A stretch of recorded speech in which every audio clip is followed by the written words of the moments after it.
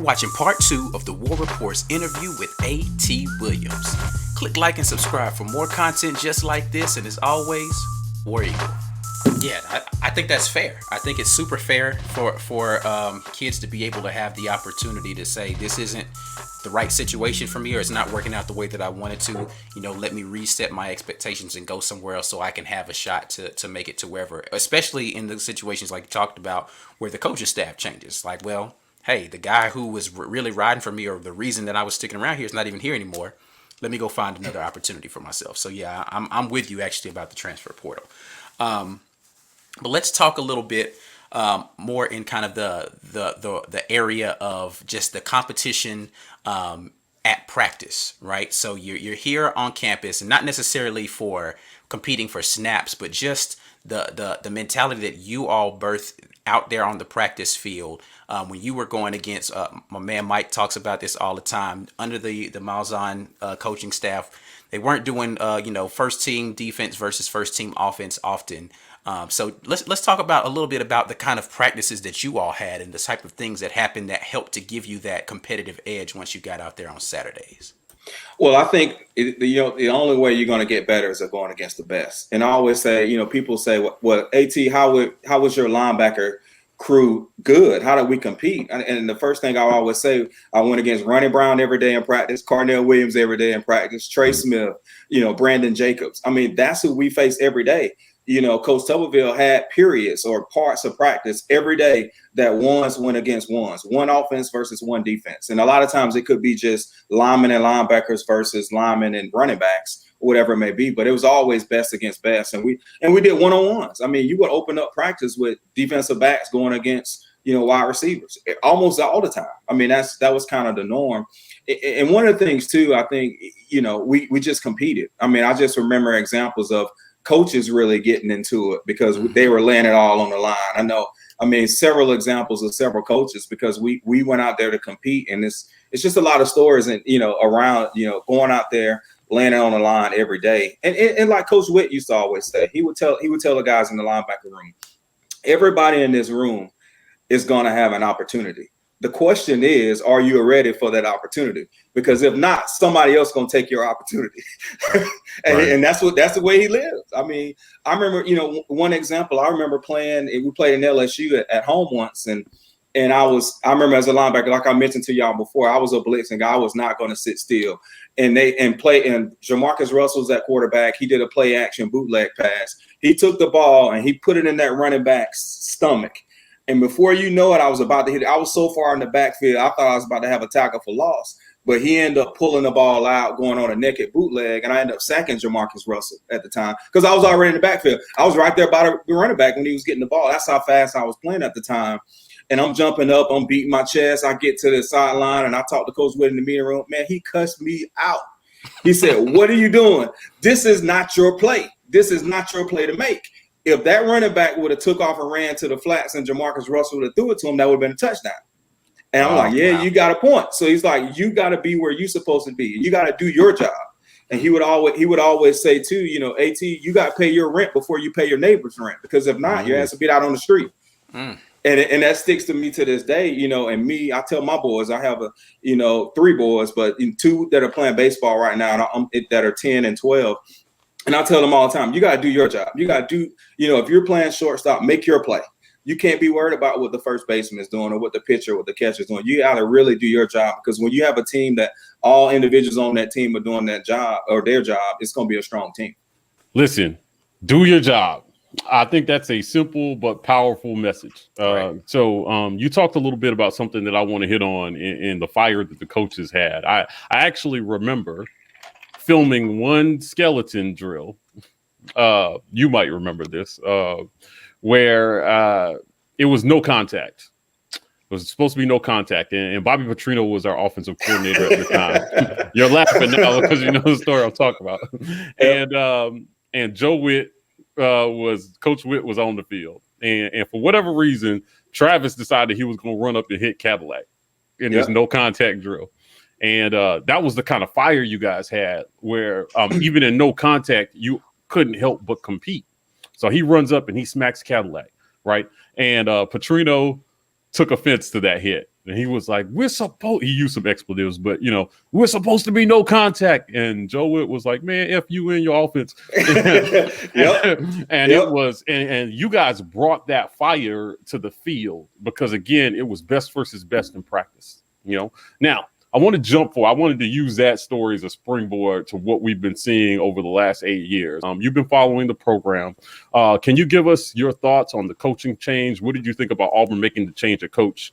Do you feel like it was time? And what did you feel like maybe we did well and what we were missing under Gus? Whoa, that's a loaded and deep, and it's many layers and ways you can go with this. I'll start with this. Gus is an Auburn guy. I mean, I think he's a really good guy. I've been mostly a Gus fan through my relationship with Travis. And so I support Gus based on him giving my best friend an opportunity to prove itself as a grad assistant, linebacker coach, co-defensive coordinator, and also continue to bless him. One of the greatest things about Gus Malzahn is his loyalty.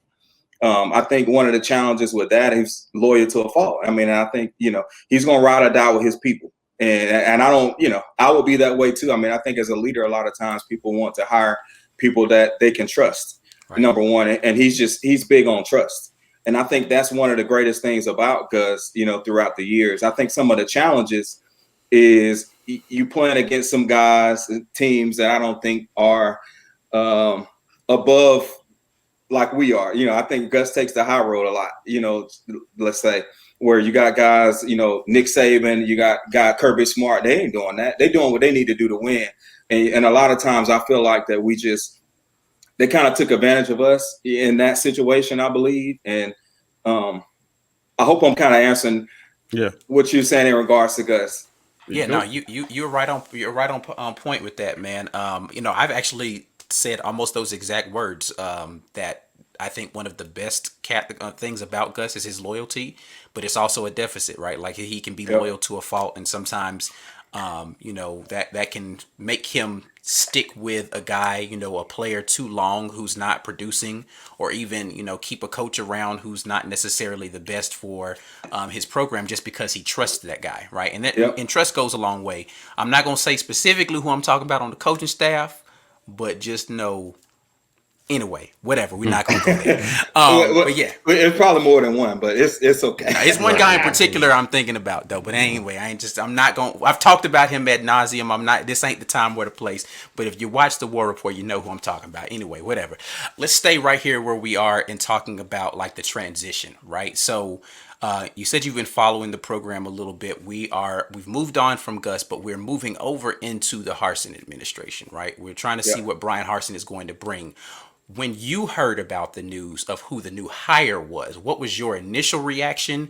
And has that changed has your perspective changed? Has it gotten better, worse? What are you thinking about from the time you heard about the new hire to now? Kind of talk to me a little bit about your mentality about that. My first response was, who?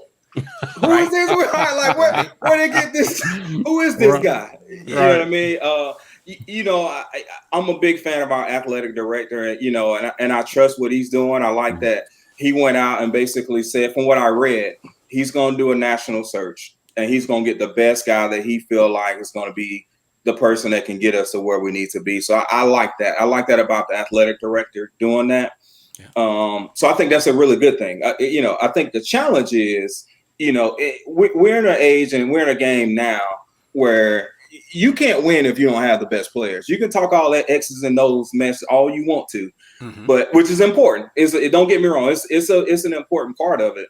But, if I got a guy, a 6'5", 240 wide receiver that's running a 4.40 and I can get the ball to him 8 times a game, what are you going to do to stop it?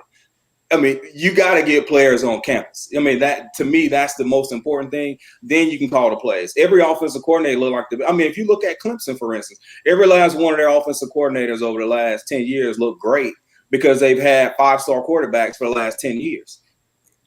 That's where it all starts. So for me, I think the challenge that we have, we hired a guy that's not from the South. I mean, so he has no recruiting ties to the South.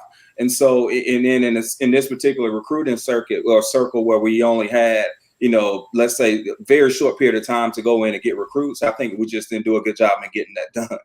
But it's challenging for a guy, like I said, he can't make a phone call.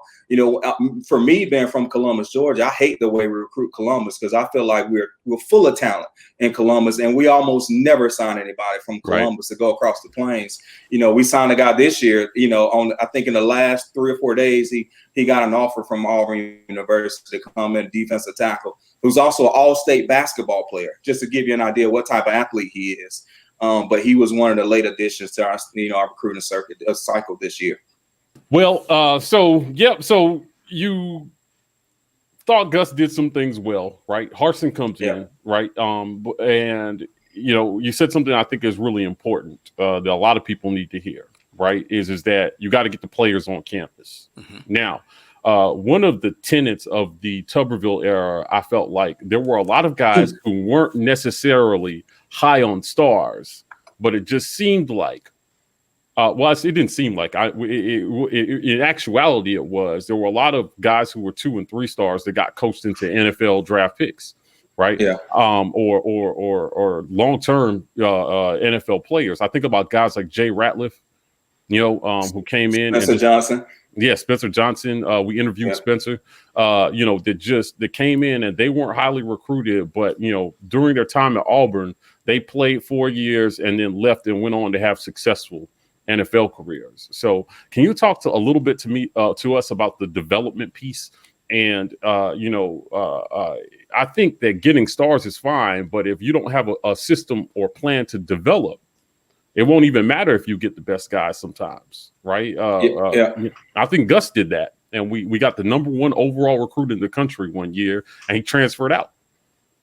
So can you talk about the development and how important that's going to be in what Harsin is going to try to do? So for me, when I think about development, I think it's twofold. So one, for development, you got to have a kid that's going to fit your system. So my question that I always had a problem with to this day, even with Gus Malzahn, is what type of quarterback do you want?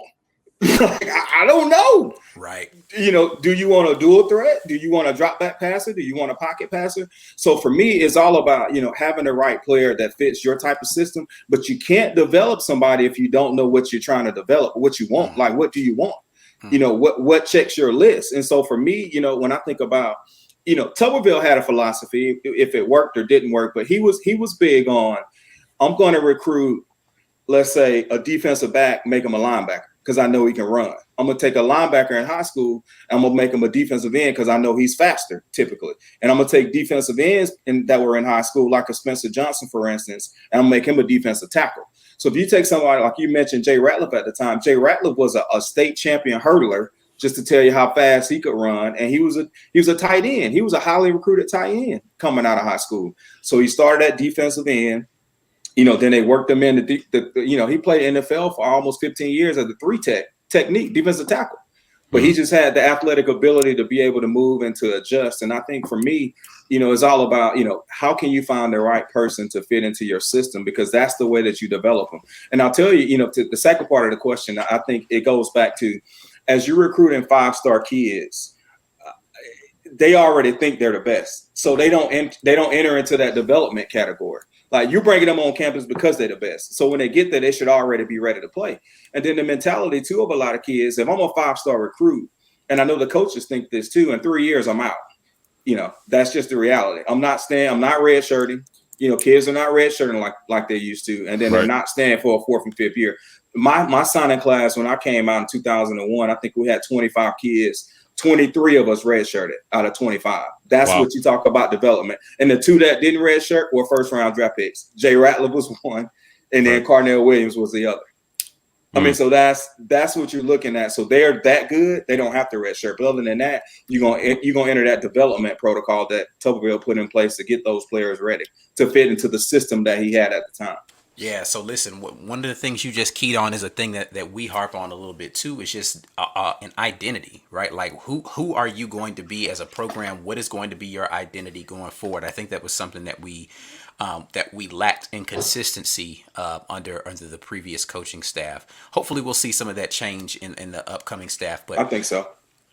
talk about from the defensive standpoint, all right? So we've got Coach Mason in here on defense. How familiar are you? I know he coached at Vanderbilt, because you were saying, Harson's not from this area, but, Mason, Bobo, some of these other guys, Zach Etheridge, they are more accustomed to this area. But let's talk about the defensive side of the ball, what we have in Coach Mason. When you heard that he was the hire as the defensive coordinator, what were your thought processes around that? Yeah, so I'm a big Derek Mason fan. I followed him since his time on the West Coast to coming to Vandy and joining us. I'm a big fan of his. I think from an X's and O's, he's a very polished guy. He's really smart, intelligent. He runs a really good, aggressive type of defense. I would think for him coming from the Vanderbilt that he knows how to teach development because Vanderbilt is not getting 5-star recruits. Right. So it's guys that how can they fit into the system that he's trying to run. And so I'm a big fan of him. And I remember years ago, he had a quote that always stuck to me. He said, when he got the job at Vanderbilt, he said, when I'm putting together my staff, he said, the first person that I'm looking at my coaches' wives. And he said, if you couldn't recruit a beautiful woman to be next to you for the rest of your life, how the hell I'm going to think you're going to recruit a kid to come to my school? Okay. And I was like, I like that. It's like, you got a good point. What can you pull?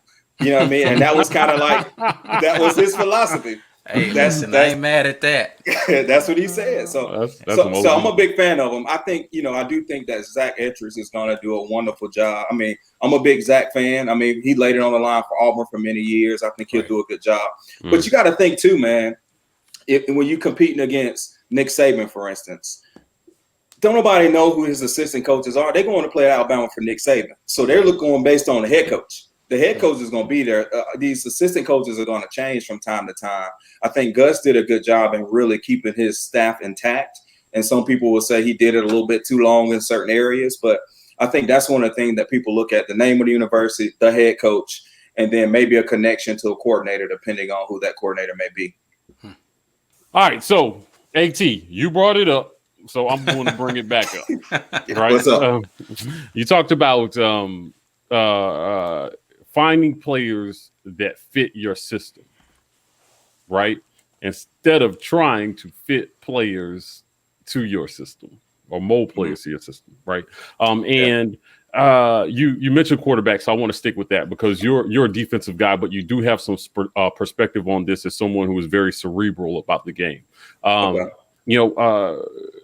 So it seems like for the last 8 years, Gus got caught trying to prove that his system could adapt to any quarterback rather than going out and getting a quarterback that could run his system, right? So can you talk a little bit about that and how important it's going to be this spring for Harsin to evaluate whether our current quarterback fits what he's trying to do or whether he needs to move on to another quarterback that will fit what he's trying to do? I think that's a good question. But before I answer the question, I would always like to ask people too, what's the second option?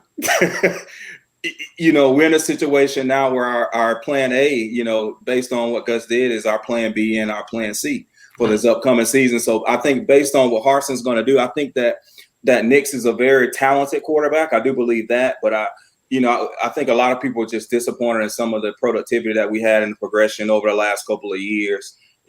I was that way. I really do feel that way. So I guess it really depends on what type of system he's going to run. I know that we signed a kid coming out of Texas. I think it was Houston or something like that. That's a really talented quarterback as well.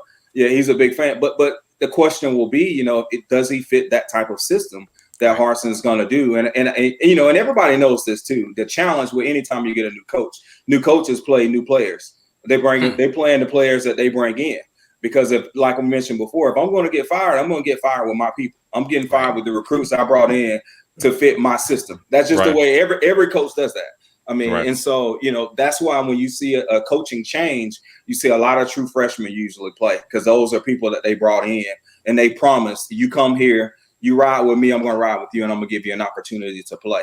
And so it just goes back. I don't think that I don't think we have another option at quarterback. I think those two options are what we have. And then we'll just kind of roll with it, and I think we'll tailor it around that way.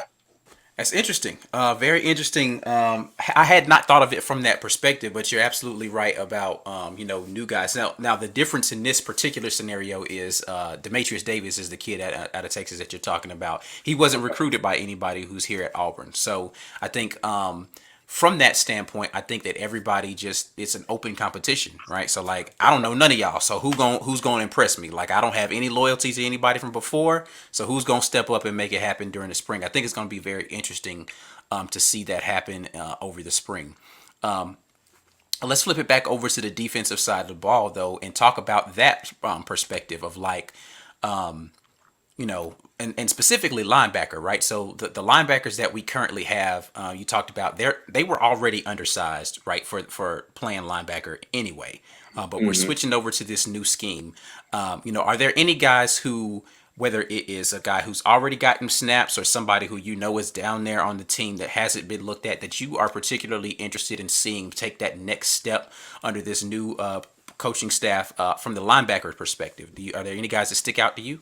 Well, I think, the good thing, I believe Travis left some really talented linebackers there on campus. And then you got guys that are returning. We had one guy that was out due to Corona last year. I can't remember his name, slipping my mind bad with names, but he's coming back. So I think it's going to be a strength of our team. I think the challenge for me, if I was going to have those guys coming out of 3-4, I'm blitzing them. Like all these guys can run, all of them are aggressive.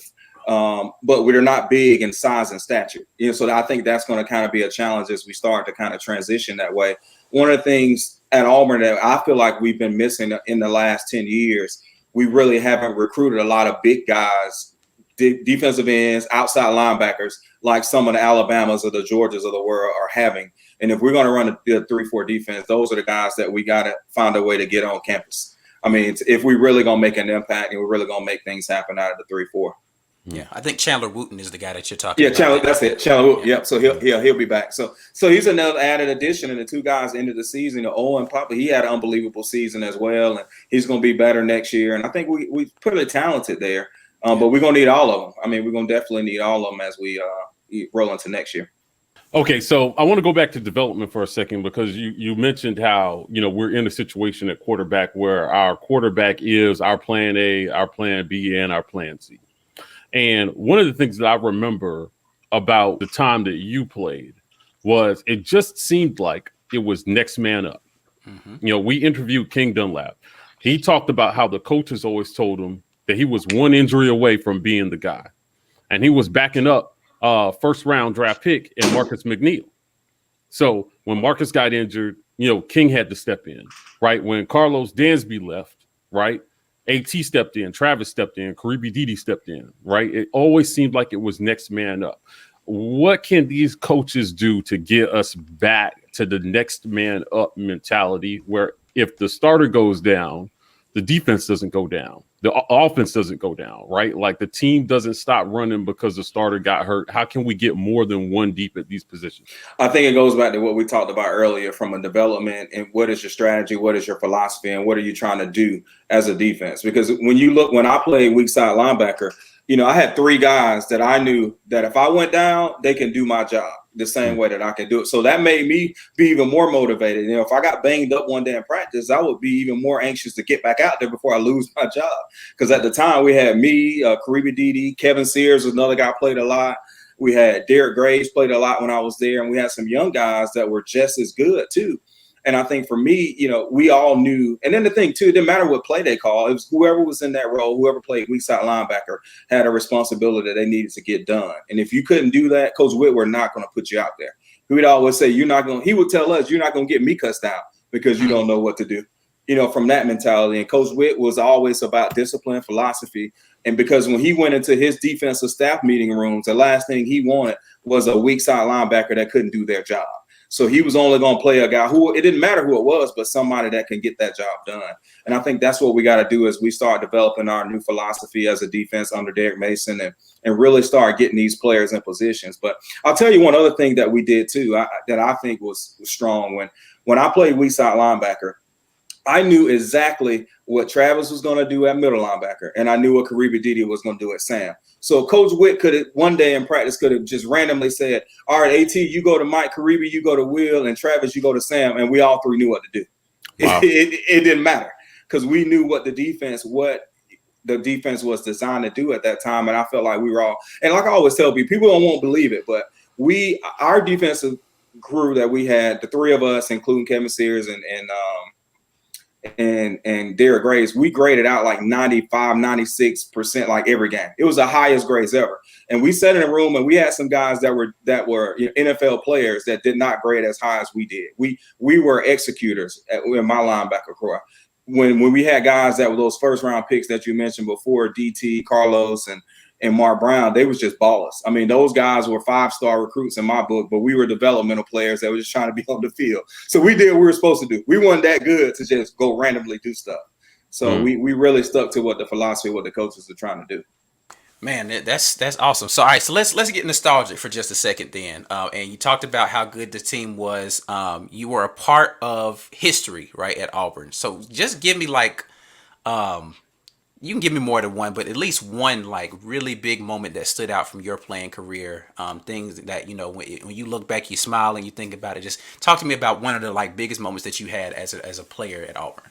You know, I think one of the biggest moments, just our ability to be able to beat Alabama the way we did. Yeah, talk about beating Bama, brother. Yeah, I don't know, 6, 7, 8, 9 times in a row, whatever it was. But, you know, every year just having an opportunity to, you know, that's our number one game. That's our rivalry game. And don't get me wrong, we knew it was going to be a dogfight every time. We didn't blow Alabama out the times that we played, but we were just a gritty group of guys that figured a way to win when we needed to win every year. Time out. Didn't matter who was the quarterback, running back, receiver, whatever. We all came out to really try to make things happen at that time. So for me, you know, I always go back to, you know, the time we played Alabama and we sacked Brody Coyle 12 times. I got a couple myself. And so that was a big, you know, big time for me. And really just the time that you spent with your brothers during that time, the times that, you know, I'll tell you one thing I miss. I mean, I missed the first day of fall practice or the first day of spring practice, where it was just a brawl every time. You go first time you go full contact practice, we knew it was going to be a fight.